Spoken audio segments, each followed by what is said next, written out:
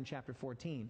Quoting this, the last quotation you have survived from Hans Law Rendell. We've quoted this before. I'm going to quote it again. This calls all people to worship God as Creator. Worship Him who made the heavens, the earth, the sea, and the springs of waters. Revelation 14:7. The final religious issue in human history is thus defined as worshiping the Creator in spirit and truth. A close comparison of the oath formula with the fourth commandment shows that both mention the elements of heaven, earth, and sea. The oath of Revelation 10, however, puts an unusual emphasis on the all-comprehensive nature of God's created work, because it says the heaven and all that is in them, the earth and all that is in them, the sea and all that is in them. Repeating 3 times the phrase, and all that is in them. This compels us to acknowledge an intentional pointer to the oath of the covenant angel, in the oath of the covenant angel to the fourth commandment. This indicates where the concerns of heaven are for the universal church of Christ and for her worship of God in the time of the end. And it contains the motivation for true revival and reformation. These are 2 books that need to be in your library. They not only need to be in your library, as I've mentioned before, they need to be read. They don't do you any good if they're just sitting on the shelf. Now, I've brought one of them here tonight. This is a book called The Sabbath by Abraham Joshua Heschel. He was a Jewish rabbi. He passed away in the mid-70s. Has anybody read this book? This is a game-changing book. Am I right? Game-changing book. And because I know that some of you will not heed my advice and buy it, I'm going to read the whole book to you tonight. No, not the whole book. I'm going to read you a few paragraphs from the opening chapter. Listen to what he says. Speaking of the Sabbath, the book is simply titled The Sabbath. The other book there, The Lost Meaning of the Seventh Day by Sigve Tonstad, you should own as well. I just saw today, by the way, I would call Tonstad a friend of mine. I don't know him well, but I would call him a friend. I just saw today that his book has, I think, 44 reviews on Amazon.com, and all of them are 5 stars. It is an exceptional book. It is the modern classic on the Sabbath. But listen to what Heschel says. This is the opening paragraph of his book, The Sabbath. Modern civilization is man's conquest of space. It is a triumph frequently achieved by sacrificing an essential ingredient of existence, namely time. In technical civilization, we expend time to gain space. To enhance our power in the world of space is our main objective. Yet to have more does not mean to be more. The power we attain in the world of space terminates abruptly at the border of time. But time is the heart of existence. To gain control of the world of space is certainly one of our tasks.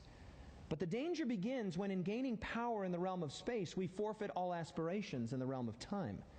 There is a realm of time where the goal is not to have, but to be. Not to own, but to give. Not to control, but to share. Not to subdue, but to be in harmony. Life goes wrong when the conquest and control of space and the acquisition of things becomes our sole concern. He goes on to say, we must not forget, this is awesome, we must never forget that it is not a thing that lends significance to a moment. It is the moment that brings significance to things. And then the final section here I'll read to you. He says, in contrast, the Sabbath is entirely independent of the month and it is unrelated to the moon.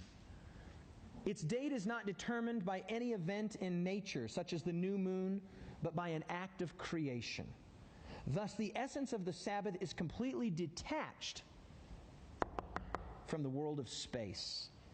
The meaning of the Sabbath is to celebrate time rather than space. 6 days a week, we live under the tyranny of the things of space.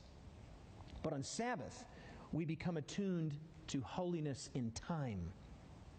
It is a day on which we are called upon to share in what is eternal in time, to turn from the results of creation to the mystery of creation, from the world of creation to the creation of the world.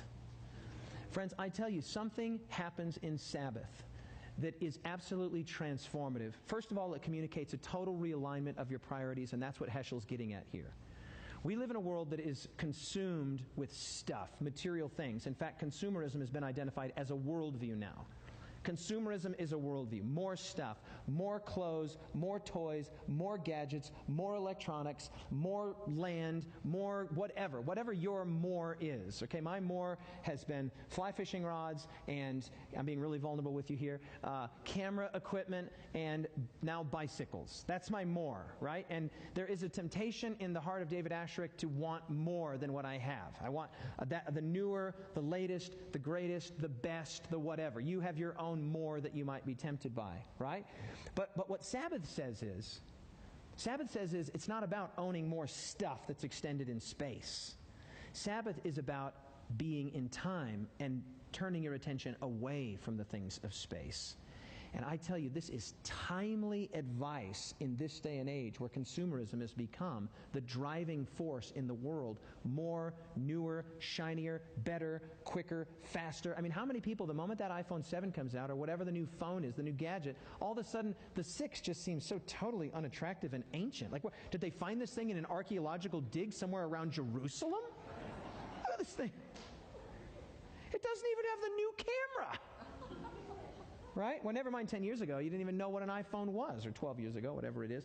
The point here is that the Sabbath demands contentedness. It teaches to be satisfied. It changes everything. And the coolest thing about it is this. This is my favorite thing. If there was a space that was holy, like a holy mountain or a holy shrine or a holy river, as most religions have holy places, then you can be kept from getting exposed to holiness by someone preventing you from going to that holy space. If you're not of able body, or if you can't catch a flight, or if you don't have enough money, you can be kept from holiness because holiness is located over there. You could plot that holy spot on a GPS map. But with the Sabbath, it's not some space, not some location, not some river, not some mountain that's holy. It's time that's holy. And here's the coolest thing. You cannot stay away from it. It comes to you. The coolest thing about Sabbath is that it teaches us the great truth of righteousness by faith. You can't do anything to earn it. It just comes to you. And when it comes to you, you receive it as a gift. A total reorientation. I tell you, if you want to get control in the area of space and things and material goods, things that are extended in space, the number one way to do it is to keep Sabbath. To worship the God of time, to be content, to be happy, to be satisfied in being with God. And so there it is. Worship the Creator.